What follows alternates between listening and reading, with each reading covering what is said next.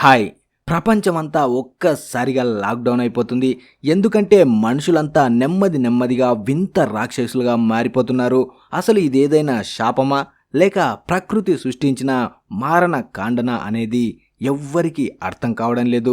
మరి ఇక్కడ ఏం జరుగుతుంది అనేది తెలుసుకోవాలంటే స్వీట్ హోమ్ సీజన్ 1ని చూడాల్సిందే. స్టార్టింగ్ లోనే మనకి ఫ్లాష్ బ్యాక్ తో మొదలవుతుంది. అది సెప్టెంబర్ నెల. చుట్టూ విపరీతంగా మంచు కురుస్తూ ఉంటుంది. ఆ మంచులో భయంకరంగా గర్జిస్తున్న ఎంతో మంది రాక్షసులు మనకి కనిపిస్తారు. మరోవైపు అత్యంత ఆధునికత ఆయుధాలతో సిద్ధంగా ఉన్న మిలిటరీ సైనికులు వాళ్లతో పోరాడడానికి ఎదురుగా నిలబడి ఉంటారు. సరిగ్గా అప్పుడే తీవ్రంగా గాయపడిన ఒక వ్యక్తి మనకు కనిపిస్తాడు.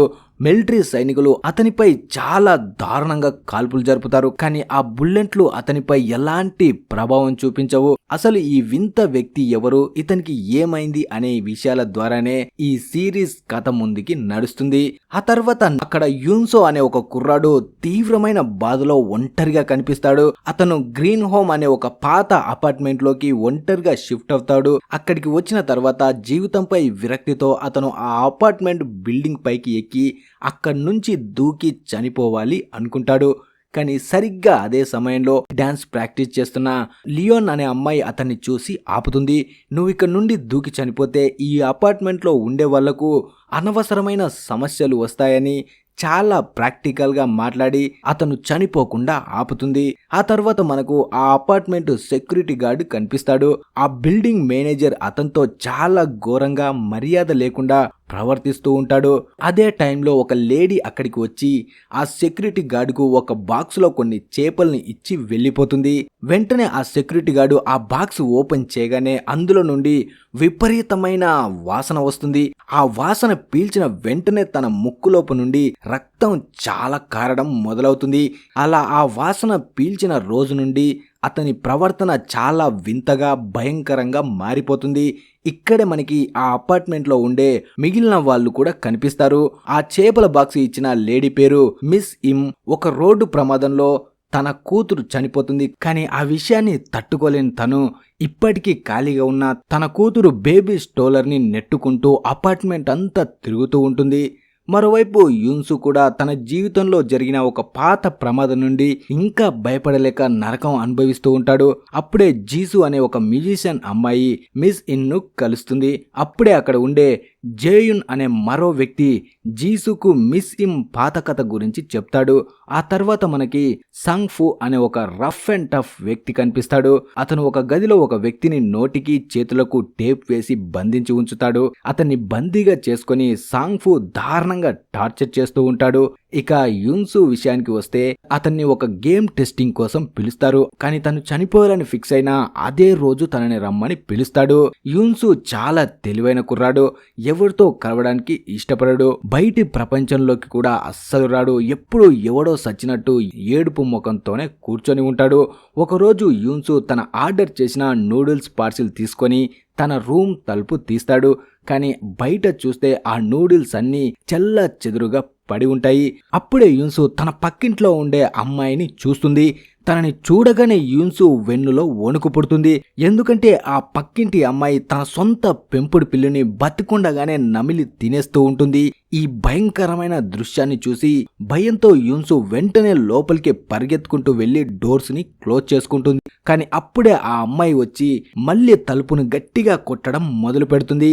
యూన్సు ఏమాత్రం తలుపు తీయకుండా డోర్కు ఉన్న డిస్ప్లే ద్వారా బయట ఏం జరుగుతుందో చూసి అప్పుడే ఆ అమ్మాయి ముక్కు నుండి ఒక్కసారిగా రక్తం కారడం మొదలవుతుంది. చూస్తూ ఉండగానే ఆమె ఒక వింతైన భయంకరమైన రాక్షసిలా మారుతుంది. యూన్సు తలుపు తీయకపోవడంతో ఆ మాన్స్టర్ పక్కనే ఉన్న మరో ఇంటి తలుపుని తట్టడం మొదలు పెడుతుంది. ఈ ఇల్లు ఎవరిదో కాదు, ఆ అమ్మాయి మెజిషియన్ జీసుదే. ఆ మాన్స్టర్ జీసు తలుపును పగలగొట్టడానికి ప్రయత్నిస్తుంటే లోపల ఉన్న జీసు ప్రాణ భయంతో వణికిపోతుంది. కానీ కొద్దిసేపటికే సడన్ గా ఆ తలుపు కొట్టడం ఆగిపోతుంది. దాంతో జీసు మెల్లగా డోర్ కెమెరాలో చూస్తే బయట ఎవ్వరూ కనిపించరు. తర్వాత మనకి అపార్ట్మెంట్ కింది గ్రౌండ్ ఫ్లోర్ లో యూన్ హుక్ కనిపిస్తాడు.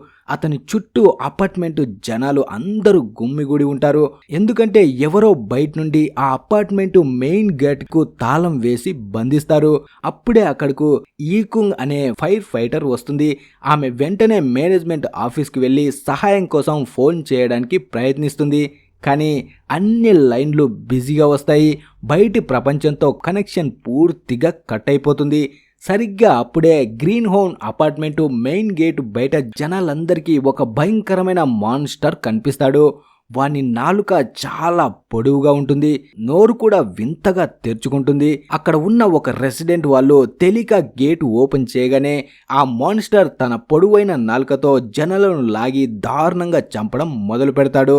ఆ ప్రమాదాన్ని గమనించిన యూన్హుక్ ఇంకా యూకుంగ్ ఇద్దరూ కలిసి ప్రాణాలకు తెగించి ఆ మెయిన్ గేట్ను మళ్ళీ లాక్ చేస్తారు.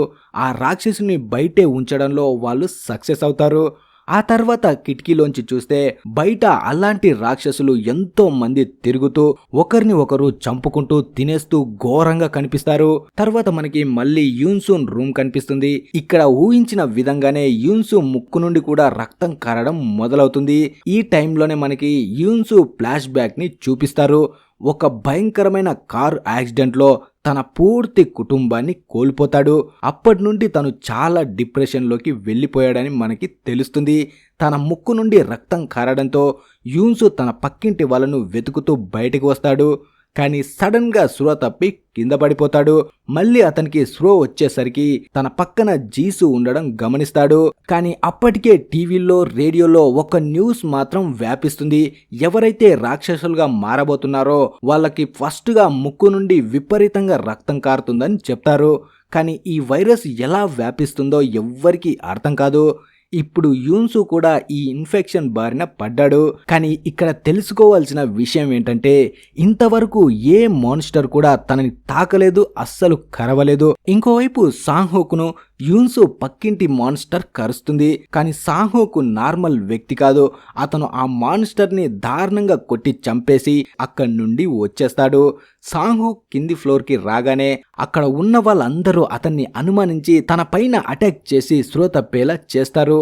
ఒక తాడుతో తనని గట్టిగా కట్టేస్తారు. కొంతమంది అయితే అతన్ని చంపేయాలని కూడా మాట్లాడుకుంటారు. కానీ సాంగ్హోక్ తెలివిగా అక్కడి నుంచి తప్పించుకుంటాడు. ఆ తర్వాత మనకి జైహున్ కనిపిస్తాడు.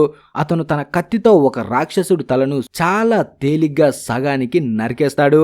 ఆ తల తెగినా కూడా ఆ రాక్షసుడు చావడు. కాకపోతే ఆ మాన్స్టర్ కి కళ్ళు కనిపించవు. కేవలం శబ్దాల ఆధారంగానే దాడి చేస్తాడు. ఇప్పుడు ఆ సగం తల ఉన్న మాన్స్టర్ మెల్లగా యూన్సు అపార్ట్మెంట్ వైపు వస్తాడు. యూన్సు ఎలాంటి శబ్దం చేయకుండా చాలా జాగ్రత్తగా అక్కడి నుండి తప్పించుకోవడానికి ప్రయత్నిస్తాడు. ఈలోగా యూన్సుకు తన పక్కింటి దూసిక్ అనే మెకానిక్ పెద్దాయన నుండి ఒక స్పెషల్ వెపన్ దొరుకుతుంది. ఆ ఆయుధం సహాయంతో యూన్సు ఆ మాన్స్టర్ దృష్టిని మళ్లించి దానిపై దాడి చేస్తాడు. అదే ఆయుధాన్ని పట్టుకొని యూన్సు తన పక్కింటి చిన్న పిల్లలను కాపాడడానికి బయలుదేరతాడు. ఎందుకంటే ఆ భయంకరమైన రాక్షసుడు ఆ పిల్లల తండ్రిని చంపేసి ఉంటాడు. ఇక్కడ దూసిక్ ఆ రాక్షసుని గాయపరుస్తాడు. కానీ ఆ పిల్లలు ఒంటరిగా ఇరుక్కుపోవడంతో యూన్సు వాళ్లకు సహాయం చేయడానికి వెళ్తాడు. ఈలోగా యూన్సు ఆ పిల్లల్ని కాపాడి ఇల్లు దాటి బయటకు వస్తాడు. కానీ సరిగ్గా అదే సమయంలో యూన్సు ముక్కు నుండి మళ్ళీ రక్తం కారడం మొదలవుతుంది. దాంతో అతను భయపడిపోయి ఆ పిల్లలను తన నుండి దూరంగా వెళ్లిపోమ్మని చెప్తాడు. వెంటనే అతనికి పాత జ్ఞాపకాల ఫ్లాష్ బ్యాక్ రావడం మొదలవుతుంది. అతని కళ్ళు కూడా పూర్తిగా నల్లగా మారిపోతాయి. యూన్సు తన ఫ్లాష్ బ్యాక్ లో ఏం చూస్తాడంటే తన కుటుంబానికి జరిగిన ఆ ఘోర ప్రమాదం సమయంలో తను కూడా అదే కారులో ఉంటాడు. ఆ ప్రమాదానికి తనే కారణమని గిల్ట్ ఫీలింగ్ అతన్ని వెంటాడుతూ ఉంటుంది. ఎందుకంటే ఆ యాక్సిడెంట్లో అతని ఫ్యామిలీ అంతా చనిపోతుంది. ఆ యాక్సిడెంట్ తర్వాత తను డైరెక్ట్ గా హాస్పిటల్లోనే కళ్ళు తెరుస్తాడు. అతని మానసిక స్థితి సరిగ్గా లేకపోవడం వల్ల అతనికి వింత వింత భ్రమలు, ఆలోచనలు వస్తూ ఉంటాయి. ఇప్పుడు ప్రజెంట్ టైంలో కూడా యూన్సుకి అలాంటి ఒక భయంకరమైన భ్రమ కలుగుతుంది. అందులో అతనికి సరిగ్గా తనలాగే ఉండే మరొక రూపం కనిపిస్తుంది. వాని కళ్ళు పూర్తిగా నల్లగా ఉంటాయి. కానీ అంతలోనే గ్రీన్ హోమ్ లో ఉన్న రియల్ యూన్సు ముందుకు ఒక నిజమైన మాన్స్టర్ వస్తాడు. దాంతో యూన్సు ఒక్కసారిగా తన డ్రీమ్ నుండి నిజమైన ప్రపంచంలోకి వస్తాడు. ఆ భారీ మాన్స్టర్ ఆ చిన్న పిల్లలపై అటాక్ చేయడానికి వస్తూ ఉంటే యూన్సు ప్రాణాలకు తెగించి దాంతో పోరాడి ఆ పిల్లల్ని అక్కడి నుండి పారిపోమ్మని చెప్తాడు. అప్పుడే అక్కడికి యూన్హుక్ ఇంకా జీసు కూడా వస్తారు. వాళ్ళు యూన్సును కాపాడి పక్కకు తీసుకువెళ్తూ ఉంటే యూన్సు మాత్రం ఆ పిల్లల్ని కాపాడమని వాళ్ళని బ్రతిమలాడతాడు. ఇంతలో ఆ పిల్లలు పరిగెట్టుకుంటూ వెళ్లి నేరుగా ఇంకొక రాక్షసుడి దగ్గర ఆగుతారు. అది మరెవరో కాదు, ఇందాక జైహున్ తల సగానికి నరికిన ఆ కళ్ళు కనపడని మాన్స్టరే. సరిగ్గా అప్పుడే అక్కడికి మరొక భయంకరమైన పెద్ద రాక్షసుడు ఎంట్రీ ఇస్తాడు. ఇప్పుడు ఈ రెండు మాన్స్టర్స్ ఒకే చోటుకి వస్తాయి. అయితే ఆ పెద్ద మాన్స్టర్ సగం తల ఉన్న మాన్స్టర్ ని ఓడించి దాని పక్కకు నెట్టేసి డైరెక్ట్ గా ఆ పిల్లల వైపు వేగంగా వెళ్తూ ఉంటుంది. కానీ ఆ పిల్లల్ని కాపాడడానికి అక్కడికి మిస్ ఇమ్ వస్తుంది. ఎప్పుడు తను చనిపోయిన బిడ్డ ఖాళీ స్టోలర్ తో తిరిగే ఆ తల్లి ఆ పిల్లల్ని చూసి కరిగిపోతుంది. తన బిడ్డని కోల్పోయిన బాధ నుండి బయటకు వచ్చి ఎలాగైనా ఈ ఇద్దరు పిల్లల్ని కాపాడాలని తను బలంగా డిసైడ్ అవుతుంది.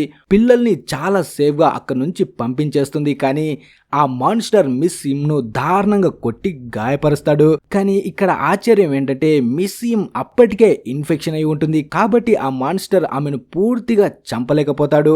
ఇక ఇమ్సు ఆ పిల్లల్ని తీసుకుని లియాన్ సహాయంతో ఆ రాక్షసుని తెలివిగా బిల్డింగ్ కిటికీ నుండి బయటకు తోసేయడంలో సక్సెస్ అవుతారు. ఆ తర్వాత వీళ్ళంతా మెకానిక్ దోసిక్ ఇంట్లో ఒక చోట చేరి అందరూ కలిసి భోజనం చేస్తారు.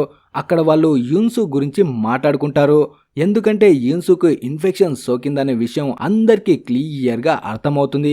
మరోవైపు కింద ఉన్న జనాలు టీవీలో వస్తున్న ఒక షాకింగ్ న్యూస్ చూస్తారు.